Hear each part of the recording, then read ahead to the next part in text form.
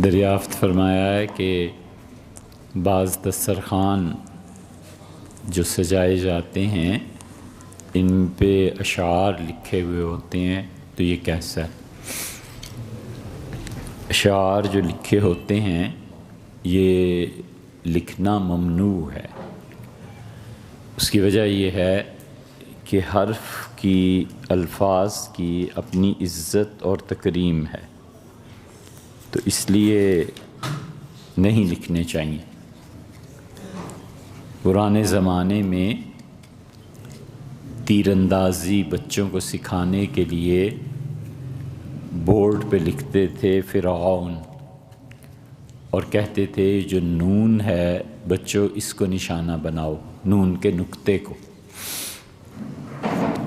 اور اسی طرح ابو جہل، یہ جو ہے جیم کے بعد اس کو نشانہ بناؤ، تو بچے بڑے خوش ہو کے بڑی مہارت سے یہ کرتے تھے۔ ایک بہت بڑے فقیہ تھے اس زمانے کے، تو انہوں نے کہا یہ نہ کرو، بچوں کو یہ تعلیم نہ دو، اور وجہ یہ بیان فرمائی کہ حرف اس کی عزت ہے، اس کی حرمت ہے، یہی حروف جوڑ کے مختلف الفاظ بنتے ہیں، تو منع فرمایا۔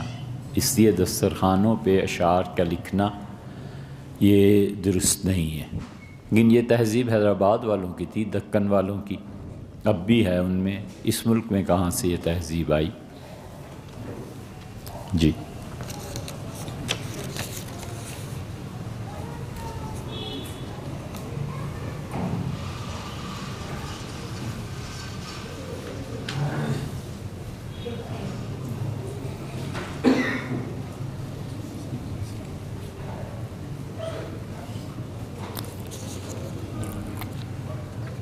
سسر کی کمائی اگر جائز نہ ہو تو پہلی بات تو یہ ہے کہ یہ تحقیق کیسے ہوئی کہ وہ کمائی جائز نہیں ہے، اس کی تحقیق ہونی چاہیے نا، کیونکہ عمومی طور پہ مسلمان سوسائٹی میں بہت سی چیزیں ایسی ہوتی ہیں جو کسی شخص کی ذاتی تحقیق کے علاوہ ہوتی ہیں، اور عمومی طور پر مسلمان سوسائٹی میں اسے صحیح سمجھا جاتا ہے اور سمجھنا بھی چاہیے۔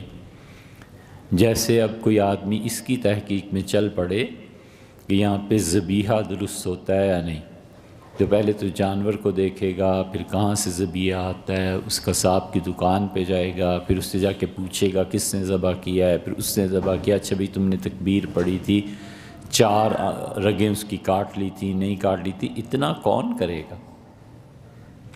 اس لیے عمومی طور پہ ایک مسلمان سوسائٹی میں جب یہ چیز کی جاتی ہے تو وہ اس کے نتائج اچھے نہیں ہوتے۔ ہم نے مان لیا کہ آپ نے جو تحریر فرمایا ہے کہ ان کی کمائی حرام کی ہے، تو کیسا حرام ہے یہ بھی تو سوچنا ہے۔ عین ممکن ہے کہ وہ مکروہ ہو، عین ممکن ہے کہ اس معاشرے اور سوسائٹی میں جہاں وہ جی رہے ہیں، بجائے اس کے کہ آپ اہلیہ کو منع کریں کہ وہ پیسے نہ لیں، آسان حل کریں کہ مسز کو سمجھا دیں کہ جو پیسے ان کی طرف سے آتے ہیں اسے کسی بھی مسلمانوں کے ایسے پروجیکٹ میں لگا دیے جائیں، یا خاندان میں کسی ایسے آدمی کی مدد کر دی جائے جو محتاج۔ حرام کا جو پیسہ ہوتا ہے اگر خالص حرام کا ثابت ہو جائے تو اس کا مصرف فقہا نے کسی زمانے میں بتایا تھا کہ واش رومز بنا دیں، فقہا نے کسی زمانے میں بتایا تھا کہ اینٹیں لگا دیں راستے میں۔ اس کا ایک اچھا مصرف فتاوی عالمگیری میں یہ بھی لکھا ہے کہ اپنے رشتہ داروں کو دیکھے۔ یہ 2 مسئلے اچھی طرح سمجھنے چاہیے۔ فقہا کہتے ہیں کہ حرام کا یا مکروہ پیسہ یا بینک کا سود وغیرہ جو بھی وصول ہوتا ہے، اگر کوئی آدمی اپنی سوسائٹی میں کسی کو دیکھتا ہے، اپنے فیملی میں، کہ کوئی بھی اس کا مستحق ہے تو سب سے پہلے اس کو دے، تاکہ فیملی مضبوط ہو۔ یہ اسلام کا بنیادی نقطہ نظر ہے کہ ہر فیملی کو مضبوط ہونا چاہیے، ہر ایک خاندان کو جڑے ہوئے رہنا چاہیے۔ چچا ہیں، فلاں ہیں، فلاں ہیں، آپ اس کی بہت مثالیں دیکھیں گے۔ حضور اقدس صلی اللہ علیہ وسلم کے پاس ابو طلحہ انصاری رضی اللہ عنہ حاضر ہوئے تھے، تو ہوا ان کے ساتھ قصہ، ان کا اللہ کے رسول یہ جو میرا باغ ہے میں اللہ کی راہ میں خیرات کرنا چاہتا ہوں۔ فرمایا کیا ہوا؟ کہ اللہ کے رسول اللہ نے بہت کچھ دیا ہے، آج میں اپنے باغ میں نماز پڑھ رہا تھا تو نماز میں مجھے پھڑپھڑاہٹ محسوس ہوئی، تو خیال آیا کہ کوئی پرندہ پھنس گیا، اس کی ہیلپ کرنی چاہیے۔ تو میں نے نگاہ اٹھا کر جب دیکھا تو اتنے گھنے درخت تھے کہ پرندے کو جانے کی اڑنے کی جگہ نہیں مل رہی تھی، تو پرندہ اڑ گیا۔ اور میں نے نماز میں سوچا، بہت خوش ہوا کہ اللہ نے کتنی ہری بھری کھیتیاں مجھے نصیب فرمائی ہیں۔ پھر میں نے سوچا کہ میری نماز میں تو خلل پڑ ہی گیا، تو میں نے یہ نیت کی کہ میں اسے اللہ کی راہ میں خرچ کر دوں گا۔ حضور اقدس صلی اللہ علیہ وسلم نے فرمایا تم ایسے کرو کہ اپنے رشتہ داروں میں کسی کو دیکھو جو غریب ہو اسے دے دو۔ انہوں نے اپنے رشتہ داروں میں سے ایک کو دے دیا۔ وہ رشتہ داری کا حساب جب ہم کرنے بیٹھے کہ آخر یہ حضرت طلحہ رضی اللہ عنہ کے لگتے کیا تھے، تو پتہ چلا 9 دادا پر جا کر ان کی رشتہ داری ملتی، باپ دادا پردادا نکر دادا 9 دادا پر جا کر ان کی رشتہ داری ملتی تھی، اس کو باغ حوالے کر دیا۔ تو بنیادی چیز یہ ہے کہ ہمیشہ اپنی فیملی کو سپورٹ کرنا چاہیے، خاندان مضبوط ہوگا، بھائی چارہ بڑھے گا، یہی پھر آگے چل کے پورے معاشرے کی بنیاد بن جاتی ہے۔ اس لیے رسول اللہ صلی اللہ علیہ وسلم جو لوگوں کو بتایا کہ اپنے رشتہ داروں پر خرچ کریں، تو اس ایسا پیسہ اگر ہو اسے اپنے رشتہ داروں پہ خرچ کر دینا چاہیے۔ دوسرا مسئلہ جو ہمیشہ خیال میں رہنا چاہیے وہ یہ کہ ایک آدمی نے فرض کیجئے دوسرے کو کہا کہ یہ 10,000 روپے ہیں زکوٰۃ کے، کہیں بھی آپ کو مناسب جگہ ملے خرچ کر دیں، تو آدمی آنیسٹلی اپنے متعلق سوچے کہ میری ضروریات ہیں، اور اگر میں وہ انصاف کرے اپنے ساتھ، اللہ کو جواب دینا، وہ انصاف سے سوچتا ہے کہ یہ پیسہ میری ضرورت بھی ہے، مجھے یہ پیسہ خرچ کرنا ہے، تو پیسہ اپنے اوپر خرچ کر سکتا ہے۔ بہت احتیاط اور اللہ کا خوف چاہیے، لیکن اگر اس کا ضمیر گواہی دے کہ واقعی بغیر لالچ کے تم اپنے اوپر خرچ کر سکتے ہو، کر لینا چاہیے، اس میں کوئی حرج نہیں۔ مسجد میں پیشاب کسی برتن میں کرنا یہ جائز نہیں ہے، اور حضور اقدس صلی اللہ علیہ وسلم سے یہ ثابت بھی نہیں ہے۔ جو آپ نے حوالہ دیا ہے وہ حدیث ابو داؤد وغیرہ میں آئی ہے، اور رسالت میں آپ صلی اللہ علیہ وسلم ایسے کرتے تھے، لیکن مسجد میں نہیں۔ جو ان کا سونے کا کمرہ تھا، جب رسول اللہ صلی اللہ علیہ وسلم اس کے نیچے اپنے پلنگ کے نیچے ریت ڈلوا لیتے تھے۔ پرانے زمانے میں بڑھاپے میں یہی ہوتا تھا کہ بڑھاپے میں کوئی آدمی اٹھ کے اپنے گھر سے باہر جائے، واش رومز تو بنے نہیں ہوتے تھے، تو کوئی آدمی گھٹنوں کا تکلیف ہے، مرض ہے، اب اٹھ کے باہر جائے، شدید سردی پڑ رہی ہے اٹھ کے باہر جائے، اس کی بجائے وہ اپنے پلنگ کے نیچے ایک بڑے پیالے میں ریت ڈلوا لیتے تھے، اسی میں سب کچھ ہو جاتا تھا، اور صبح اٹھ کے اس ریت کو پھینک دیا جاتا تھا۔ حضرت مجدد الفسانی سرہندی رحمۃ اللہ علیہ کے ساتھ بھی یہی پیش آیا تھا واقعہ۔ تو ان کے سوانے میں لکھا ہے کہ وفات سے پہلے یہ چیز پیش آئی، تو ان کے لیے وہ پورا ایک تشت یا تھال یا جو بھی اسے کہیے برتن دیا گیا جس میں ریت تھی۔ بہت جگہ پہ ایسے ملے گا۔ حضور اقدس صلی اللہ علیہ وسلم کے متعلق ابو داؤد کی روایت میں آتا ہے، لیکن ایک تو ریت اور دوسرے انہوں نے کیا کس زمانے میں؟ رسول اللہ صلی اللہ علیہ وسلم کے زمانے میں جو معذوری کے اوقات گزرے ہیں وہ کوئی سنت نہیں ہے۔ ایک مرتبہ گھوڑے پہ سوار تھے، گھوڑا جو اچھلا تو رسول اللہ صلی اللہ علیہ وسلم زمین پہ، اور چوٹ آئی اچھی خاصی، 1 مہینے تک رسول اللہ صلی اللہ علیہ وسلم نہیں اٹھ سکے اپنے بستر سے۔ اس زمانے میں جو اعمال ہوئے ہیں وہ کسی کے لیے دلیل نہیں بن جائیں گے کہ سنت یہ ہے۔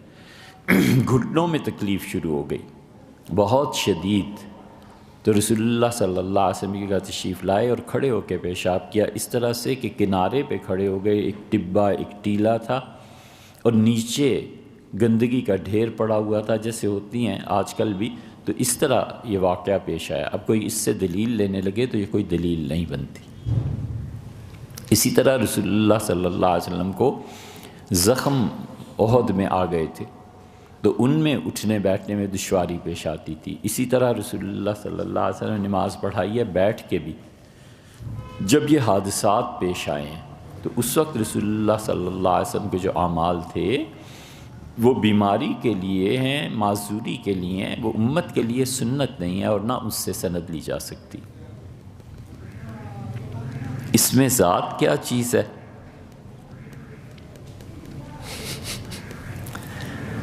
اس میں ذات 5 طرح کا ہوتا ہے۔ اس میں ذات وہ ہوتا ہے، اب آپ نے کس سینس میں یہ سوال پوچھا ہے؟ اس میں ذات یہ صوفیوں کے یہاں کیا ہوتا ہے یا اس میں ذات اردو ادب میں کیا ہوتا ہے؟ یہ بھی تو بات ہے نا۔ اردو ادب میں اس میں ذات کہتے ہیں کسی بھی شخص کے نام کو، کسی بھی چیز کے ایسے نام کو جو اسے آئیڈینٹیفائی کر دے اور اسے دوسری چیزوں سے ممتاز کر دے۔ مثلاً بچے نے مگ سے بالٹی میں پانی ڈالا، اب جو مگ کا لفظ ہے وہ ایک خاص حیت ذہن میں آتی ہے، کیونکہ علم نام ہے حضور شے کا، علم نام ہے کسی چیز کے متعلق ذہنی طور پہ یا عینی طور پہ آنکھوں سے یا اندر سے بصارت، کشف وغیرہ جو بھی چیز ہے وہ چیز اس کا علم حاصل ہو جائے۔ حضور شے کا حاضر ہونا، چیز کا حاضر ہونا، اس لیے کہ سماعت میں اور استحضار میں زمین آسمان کا فرق ہے۔ اللہ تعالیٰ نے حضرت موسیٰ علیہ السلام کو یہ خبر دی کہ تمہاری قوم شرک میں مبتلا ہو گئی ہے، یہ خبر تھی، چلے آئے سن کے، اور جب آئے ہیں حضرت ہارون علیہ السلام جنہیں اپنا نائب بنا کر گئے تھے تو دیکھا یہ قوم شرک کر رہی ہے، ہارون علیہ السلام کو پکڑ لیا۔ ابھی ہوا جو کچھ کہ ہوا قرآن میں آیا۔ تو کسی خبر کا سننا اور اسی خبر کی زیارت رویت دیکھ لینا، دونوں میں کیفیت میں زمین آسمان کا فرق پڑ جاتا ہے۔ تو علم نام ہے حضور شے کا، کسی چیز کے سامنے آ جانے کا۔ اب جو علم ہے یہ والا کہ وہ ممتاز کر دے، تو بچے نے مگ میں جو پانی ڈالا ہے تو مگ کی ایک تصویر آ جاتی ہے ذہن میں، بالٹی میں ڈالا بالٹی کی ایک تصویر آ جاتی۔ بالٹی کا لفظ اسے ڈش سے ممتاز کرتا ہے، بالٹی کا لفظ پلیٹ سے الگ کر دیتا ہے، بالٹی کا لفظ اس کا وہ اسے رندے سے الگ کر دیتا ہے۔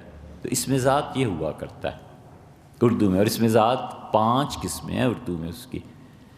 ادب میں اس میں ذات کہتے ہیں اس میں مکبر کو، وہ چیز جس میں بڑائی کا احساس آتا ہے۔ گھر بڑی چیز ہے، بڑائی کا احساس آتا ہے، اور بہت چیزیں ایسی ہیں، مثلاً کھاٹ، چارپائی، مثلاً بھائی۔ اور دوسرا اس میں مصغر ہے، اس میں مصغر کا مطلب یہ ہے کہ انہی چیزیں کے میں چھوٹائی کا احساس پیدا ہوتا ہے، تھوڑا ہونے کا احساس، جیسے بھائی سے بھیا، چھوٹے بھائی، جیسے گھر سے گھرونچا، جیسے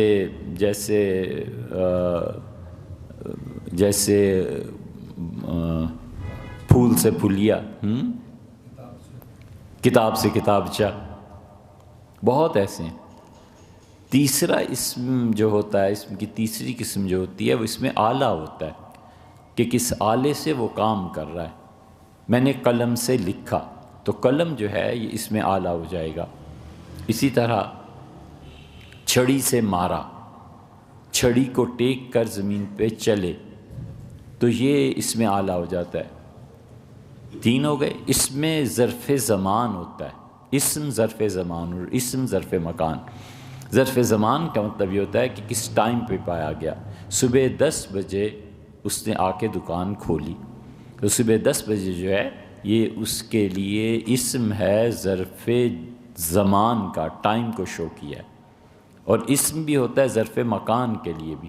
ظرف مکان کا مطلب ہے کہ اس نے کنڈے میں دہی جمایا، تو کنڈا جو ہے یہ اس کا محل ہے، ٹائم اینڈ سپیس جسے کہتے ہیں، یہ وہ ہے۔ ایک اسم تو یہ ہوتا ہے اسم ذات اردو ادب میں۔ آپ نے اگر صوفیوں کا پوچھا ہے تو صوفیوں کے ہاں اسم ذات کہتے ہیں اللہ تعالیٰ کی ذات کا جو صفاتی نہیں ذاتی نام ہے۔ اللہ کے ذاتی نام کتنے ہیں؟ اللہ کا ذاتی نام فقط ایک ہے اور وہ اللہ ہے۔ اور کیا اللہ کا دوسرا نام بھی کوئی اسم ذاتی ہے؟ تو اس پہ بہت بحث ہوئی ہے، اور کہتے ہیں کہ اسم ذات اللہ کا دوسرا جو ہے وہ رحمان ہے۔ اللہ نے اسی لیے اسے بدل قرار دیا۔ بدل کی بحث بھی اردو ادب میں بہت زیادہ ہے۔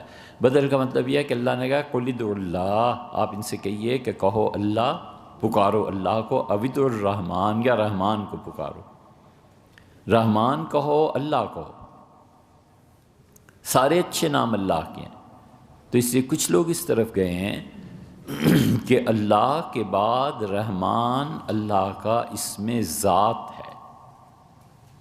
ایک صاحب نے سوال بھی پوچھا کہ رحمان اور رحیم میں فرق کیا ہے؟ رحمان اور رحیم میں بہت سادہ سا فرق یہ ہے کہ رحمان وہ جس کی رحمت کافر مومن سب کے لیے عام ہے اس دنیا میں، اور رحیم وہ جس کی رحمت خاص طور پہ ان لوگوں کے ساتھ متعلق ہو جائے گی قیامت میں جو اللہ کے سامنے پیش ہوں گے، اور اللہ نے جن چیزوں پہ ایمان کو ضروری قرار دیا تھا وہ اس ایمان کو لے کے جائیں گے۔ رحیم خاص ہے، رحمان عام ہے۔ تو اس لیے اللہ کا اسم ذات یا تو وہ اللہ ہے، اور یا رحمان بھی اسم ذات ہے۔ سید سلیمان ندوی رحمۃ اللہ علیہ نے ارض القرآن جو کتاب لکھی ہے اس کے آخر پر حضرت رحمۃ اللہ علیہ نے بحث کی، اگرچہ مختصر ہے لیکن انہوں نے کچھ کا مسلک بیان کیا ہے کہ کچھ حضرات اللہ اور رحمان دونوں کو اسم ذات قرار دیتے ہیں۔ اور ایک اسم ذات ہے فلسفہ والوں کے بھی ہاں، تو آپ تصریح کر دیتے نا کہ کس کے نزدیک کیا ہے۔ فلاسفہ اسم ذات اس چیز کے لیے مانتے ہیں جس کا عین قائم ہے، عین جس کا بھی قائم ہوتا ہے وہ اسے غیر سے ممتاز قرار دیتے ہیں۔ جب غیر سے ممتاز قرار دیتے ہیں تو پھر مسمى کے لیے اسم کا ہونا ضروری ہے۔ وہ اپنی اصطلاحات میں فلاسفہ بھی اسے استعمال کرتے ہیں اور منطقی بھی۔ ایک سوال یہ کیا ہے کہ مسجد میں داخل ہونے کے لیے اور باہر جانے کے لیے کیا دعا ہے؟ اس میں بھی ایک تو سیدہ فاطمہ رضی اللہ عنہا کی روایت ہے، بہت آسان ہے اور ہمیشہ یہ کرنا چاہیے۔ سیدہ سلام اللہ علیہا فرماتی تھیں کہ والد حضور اقدس صلی اللہ علیہ وسلم جب بھی مسجد میں آتے تھے اور جب مسجد سے باہر جاتے تھے ہمیشہ یہ کہتے تھے کہ بسم اللہ والسلام علی رسول اللہ۔ بس آسان کلیہ اور قاعدہ ہے، بسم اللہ والسلام علی رسول اللہ۔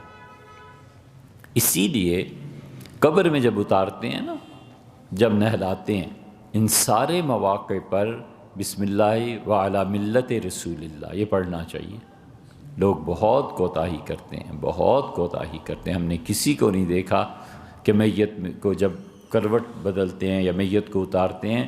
حضور اقدس صلی اللہ علیہ وسلم سے روایت ہے، عبداللہ ابن عمر رضی اللہ عنہما سے روایت ہے کہ وہ بار بار کہتے تھے بسم اللہ وعلی ملت رسول اللہ، اللہ تیرے حوالے تیرا نام لے کے، اور اللہ میں گواہی دیتا ہوں کہ یہ تیرے رسول صلی اللہ علیہ وسلم کی امت میں سے ہے۔ اللہ میں گواہی دیتا ہوں کہ یہ تیرے رسول صلی اللہ علیہ وسلم کے طریقے پہ چلتا رہا ہے۔ اللہ میں گواہی دیتا ہوں کہ یہ بندہ حضور صلی اللہ علیہ وسلم کے طریقوں پر عمل کرتا رہا ہے۔ تو اس لیے ہمیشہ میت کو جب بھی نہلانا ہو، دفنانا ہو، کفن پہنانا ہو، یہ 2-3 جملے مسلسل پڑھتے رہنا چاہیے، بسم اللہ وعلی ملت رسول اللہ، بسم اللہ وعلی سنت رسول اللہ۔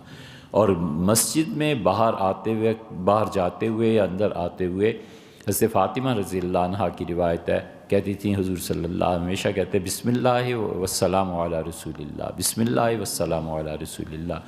اس سے فائدہ یہ ہے کہ اس بندے کی دعا رسول اللہ صلی اللہ علیہ وسلم کے لیے ثابت ہو جاتی۔ سلام درود سے افضل ہے۔ اللہ نے ایک مرتبہ درود کا کہا ہے اور سلام پہ خدا نے خوب مبالغے سے کہا ہے۔ اللہ تعالیٰ نے فرمایا کہ ان اللہ و ملائکتہ یصلون علی النبی، اللہ اور اس کے رسول اللہ اور اس کے فرشتے حضور اقدس صلی اللہ علیہ وسلم پہ درود بھیجتے ہیں۔ ایمان والو تم بھی درود بھیجو، وَيُسَلِّمُ تسلیما، اور پورا پورا سلام۔ یہ جو پورا پورا ہے نا، یسلم تسلیما، اس سے مبالغہ پیدا ہوتا ہے۔ اس کا مطلب یہ ہے کہ اللہ کو سلام بھیجنا یہ زیادہ پسند ہے بنسبت درود کی، اور سلام کا سب سے افضل صیغہ ہے جو آپ نماز میں پڑھتے ہیں، السلام علیکم ایھا النبی ورحمۃ اللہ وبرکاتہ، بس کافی۔ اور آپ بڑھانا چاہیں السلام علینا وعلی عباد اللہ الصالحین تو آپ کی مرضی۔ لیکن سلام کا سب سے اچھا طریقہ، نہ کوئی عقیدے کی بات، نہ کوئی اور بات، السلام علیکم ایھا النبی ورحمۃ اللہ وبرکاتہ۔ عبداللہ ابن عمر رضی اللہ عنہما کے خادم نافع کہتے ہیں کہ میں نے حضور اقدس صلی اللہ علیہ وسلم کے ساتھ تعلق اپنے آقا عبداللہ میں دیکھا۔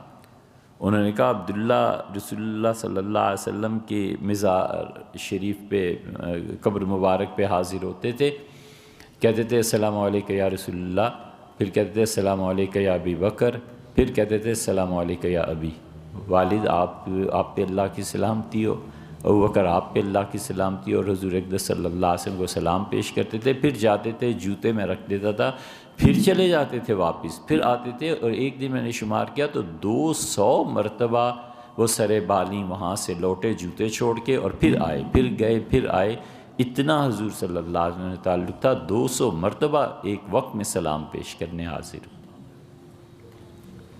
تو اس لیے نماز کے میں داخل یہ جو جتنی دعائیں آتی ہیں، اللہم انی اسألک من فضلک، اللہم افتح لی ابواب رحمتک، یہ سب کے ساتھ ملانا چاہیے۔ مثلاً داخلے کی دعا حدیث میں آئی ہے نا، اللہم افتح لی ابواب رحمتک، اللہ اپنی رحمت کے دروازے، تو اس سے پہلے یہ پڑھنا چاہیے بسم اللہ والسلام علی رسول اللہ، اللہم افتح لی ابواب رحمتک۔ اسی طرح مسجد میں داخلے کے لیے ایک اور دعا بھی آئی ہے، رسول اللہ صلی اللہ علیہ وسلم جب مسجد میں داخل ہوتے تھے تو یہ پڑھتے تھے اعوذ باللہ العظیم وبوجہہ الکریم وسلطانہ القدیم من الشیطان الرجیم، یہ دعا بھی مانگتے تھے۔ اعوذ باللہ العظیم، میں اللہ کی پناہ میں آتا ہوں جو بڑی عظمتوں والا ہے، پروردگار ہے، کائنات اس کے قبضے میں ہے، وبوجہہ الکریم، اس کی ذات بڑی عزت والی ہے، وسلطانہ القدیم، اور اس کی سلطنت طاقت ہمیشہ سے قائم ہے۔ کس چیز سے پناہ مانگ رہا ہے؟ من الشیطان الرجیم، اللہ شیطان سے پناہ مانگتا۔ اور اس پہ حضور صلی اللہ علیہ وسلم تم میں سے جو کوئی صبح کے وقت مسجد میں آئے اور یہ پڑھ لے اعوذ باللہ العظیم وبوجہہ الکریم وسلطانہ القدیم من الشیطان الرجیم عصم من الشیطان، سارا دن شیطان سے محفوظ رہے گا۔ یہ اس پہ فرمایا، یہ بھی پڑھے، اور اس سے پہلے وہی بسم اللہ والسلام علی رسول اللہ۔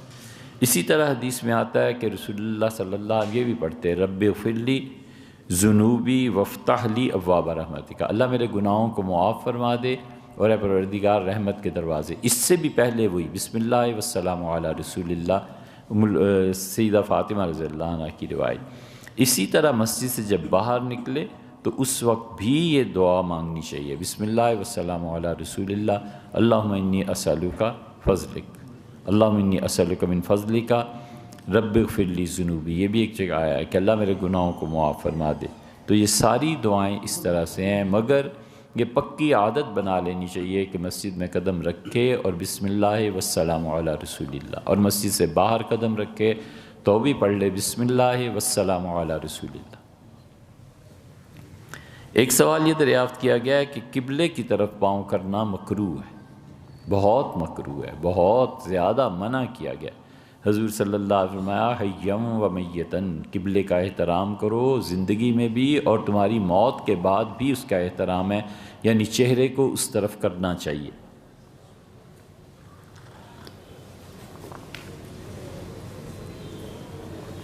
حتیٰ کہ مائیں جو اپنے بچوں کو لٹا دیتی ہیں نا بستر پہ، مہینے 2 مہینے 6 مہینے کا بچہ ہے تو وہ بھی خیال نہیں کرتی، اس لٹائے ہوئے بچے کے پاؤں بھی قبلہ رخ نہیں ہونے چاہیے، منع کیا ہے فقہاء نے۔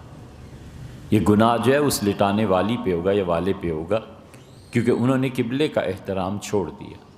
اسی لیے رسول اللہ صلی اللہ علیہ وسلم نے ہر موقع پر قبلے کا احترام سکھایا ہے۔ نماز پڑھتے ہوئے دونوں پاؤں کی انگلیاں اتنی دبانی چاہیے کہ وہ قبلہ رخ ہو جائیں۔ دونوں ہاتھوں کو جو رکھا جائے تو عام طور پہ ہاتھ رکھ دیتے ہیں لوگ، کبھی ایسے کبھی کسی اور طرح پہ۔ قبلہ اگر اس طرف ہے تو سیدھے ہاتھ رکھے جائیں سجدے میں، یہ 10 کی 10 انگلیوں کا رخ قبلے کی طرف ہونا چاہیے۔ اللہ اکبر تکبیر تحریمہ کہتے ہوئے حضور صلی اللہ علیہ وسلم اس کا خیال فرماتے تھے کہ انگلیوں میں تو جو فاصلہ ہے سو رہے، لیکن ہتھیلیاں اور انگلیاں دونوں کا رخ قبلے کی طرف رہے۔ یہ پاؤں کی انگلیوں کا رخ بھی قبلے کی طرف، وگرنہ نماز مکروہ ہو جائے گی، یعنی وہ اللہ کے ہاں اتنا ثواب نہیں پائے گی جتنا کہ ثواب ہونا چاہیے۔ اس لیے قبلے کا احترام بہت ضروری۔ ایک سوال یہ کیا ہے کہ سورہ فاتحہ میں اگر کوئی لفظ چھوٹ گیا تو کیا ہوگا؟ سورہ فاتحہ پوری کی پوری واجب ہے، الحمد کے الف سے لے کے ضالین کے نون تک یہ پوری کی پوری فاتحہ پڑھنا واجب ہے، ضروری ہے۔ اگر کوئی آدمی اس میں سے ایک لفظ بھی چھوڑ دے گا تو اسے سجدہ سہو کرنا پڑے گا۔